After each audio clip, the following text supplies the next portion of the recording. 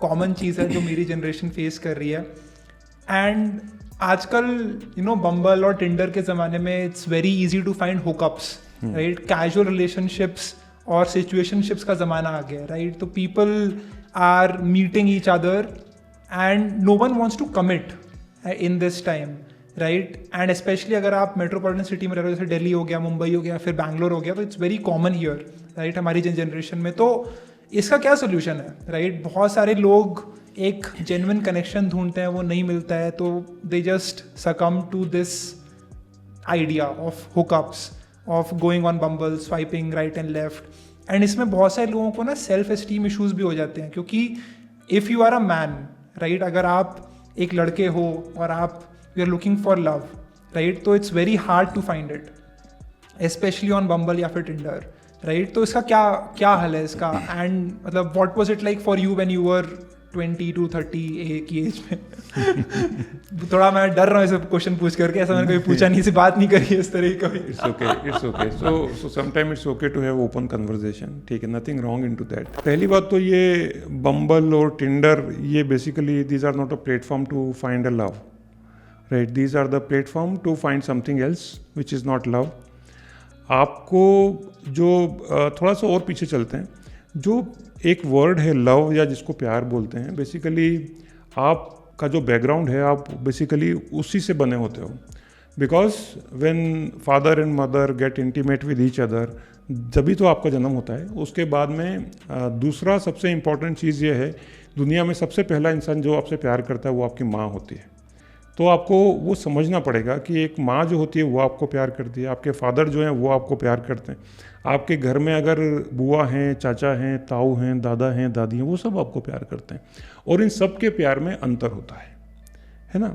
अब यहाँ पर बात करते हैं कि जो जनरेशन, जो बम्बल और ये आपने बताया, एक दूसरा एग्जाम्पल क्या, टिंडर, और मे बी इस तरीके की जो चीज़ें हैं, ये बेसिकली क्या करती हैं, आपकी जो वीकनेस है, और वो वीकनेस बेसिकली क्या होती है, जो हार्मोन सिक्रीशन होते हैं आपकी बॉडी में, स्पेशली जो टीन एज वाला जो एक एज ग्रुप है, तो उनको बहुत अच्छे तरीके से एंकेज करते हैं. आपको ये समझना पड़ेगा कि ये बिजनेस है.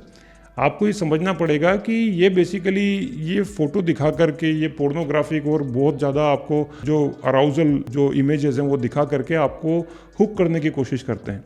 सो this is what their objective to do. और आप अगर उसमें हुक हो गए तो आप हुक होकर रह जाते हो, but you will never find love over there, because वहाँ सारे लोग यही कर रहे हैं.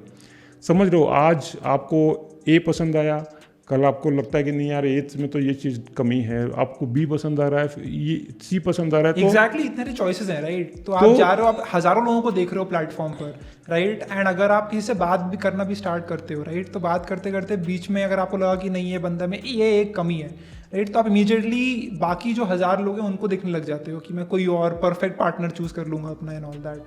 हाँ, ये बहुत कॉमन है. तो ये बेसिकली एक बहुत बड़ा ड्रॉबैक है कि आपको अगर छोटी सी चीज़ भी पसंद नहीं आती तो आपको लगता है कि नहीं, I have more options available. तो अंग्रेजी में बोलते हैं मोर स्टडी मोर कन्फ्यूजन, है ना. So many cook spoil the food, paradox of choice.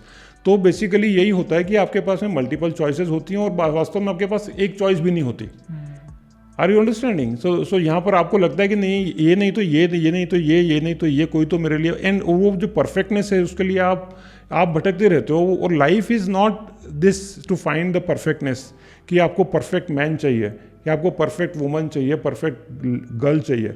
अब परफेक्ट गर्ल की डेफिनेशन बेसिकली क्या होती है, आपको आंखें चाहिए ऐश्वर्या राय जैसी, आपको स्किन चाहिए किसी और के जैसी, आपको गाल चाहिए किसी और के जैसे, बॉडी के जितने जो बाकी के जो पैरामीटर होते हैं, फिजिकल पैरामीटर होते हैं, वो सब आपको अलग अलग हीरोइन के चाहिए, और वो कभी नहीं मिल सकते आपको. क्योंकि भगवान ने जब लोगों को बनाया है ना, तो सबके अंदर एक चीज़ बहुत अच्छी दी हुई है. सारी चीज़ें सबके अंदर सब अच्छी नहीं हो सकती कभी भी. तो ये आपको समझना पड़ेगा. और लाइफ में सबसे इंपॉर्टेंट चीज़ ये है कि जिसको आप लव कहते हैं वो आपको इस प्लेटफॉर्म पे कभी नहीं मिलने वाला. वो कहाँ मिल सकता है आपको, वो आपको मिल सकता है आपके सराउंडिंग में, वो आपको मिल सकता है आपके सर्कल में, वो आपको मिल सकता है आपके परिवार में, आपके रिलेशनशिप में, या जहाँ आप रहते हैं वहाँ पर मिलेगा. और सबसे इंपॉर्टेंट चीज़ ये है उससे ज़्यादा भी कि ये है कि आपको चीज़ों को कॉम्प्रोमाइज़ करना सीखना पड़ेगा. सबके अंदर सारी चीज़ें अच्छी नहीं हो सकती. अगर आपको लड़की बहुत खूबसूरत मिलेगी तो आपको लगेगा कि यार उसके अंदर कुछ और दूसरा ऐब है. छोड़ के चली जाएगी। छोड़ के चली जाएगी। बहुत सारे आपके जैसे और भी लोग, इनसिक्योरिटी बहुत होती है लोगों को इस हाँ, तरह की। बहुत सारे आपके जैसे और भी लोग बैठे हैं कि वो जब मौका मिलेगा तब वो कोशिश करेंगे। तो ये सब चीज़ें चलती रहती हैं। आपको समझना पड़ेगा कि यार आपके लिए इंपॉर्टेंट क्या है। आप अपने कैरियर को सेक्रीफाइस कर रहे हो, आप अपने मदर फादर के फैमिली के जो ड्रीम्स हैं उसको सेक्रीफाइस कर रहे हो, आप अपना जो सबसे इंपॉर्टेंट चीज़ है जो टाइम, वो आप कितना बर्बाद कर रहे हो उसके पीछे आपको उसका अंदाज़ा ही नहीं है। तो पहले कुछ बन जाओ, पहले कुछ वास्तव में कुछ बन जाओ, उसके बाद में then you need not to search for all those things, these are the things which will search for you.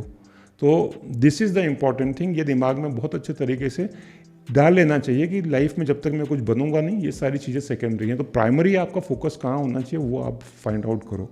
और ये जो आपने जो क्वेश्चन पूछा बम्बल और टिंडर विंडर वाली, ये जो 35-40 के बियॉन्ड वाले जो लोग हैं ना, वो बहुत सारे लोग जो डाइवोर्सी होते हैं जिनको, एंड देयर आर पीपल जो बहुत सारे वुमेनाइजर टाइप के जो लोग होते हैं, उनके लिए ये सारी चीज़ें बड़ी कॉमन होती हैं। उनको सेटिस्फेक्शन ही नहीं मिलता कभी किसी से, और जिसको सेटिस्फेक्शन नहीं मिलता उसको किसी से भी सेटिस्फेक्शन नहीं मिलता। क्या करें तो इसका संतुष्टि कैसे मिलेगी? कुछ नहीं, साइकोलॉजिकल डिसऑर्डर्स हैं ये।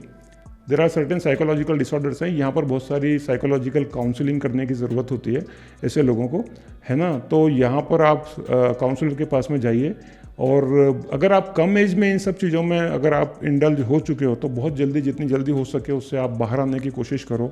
यू गो टू साइकोलॉजिस्ट, उसके पास में जाके सारी सिचुएशन बताओ। अगर आपको साइकोलॉजिस्ट के पास में नहीं जाना है तो आपके घर में, परिवार में या रिश्तेदारी में ऐसा कोई तो भी होगा, और ऐसे लोग होने चाहिए जिनके पास में जाकर के आप रियल प्रॉब्लम शेयर कर सको, and then you will get some answer from there.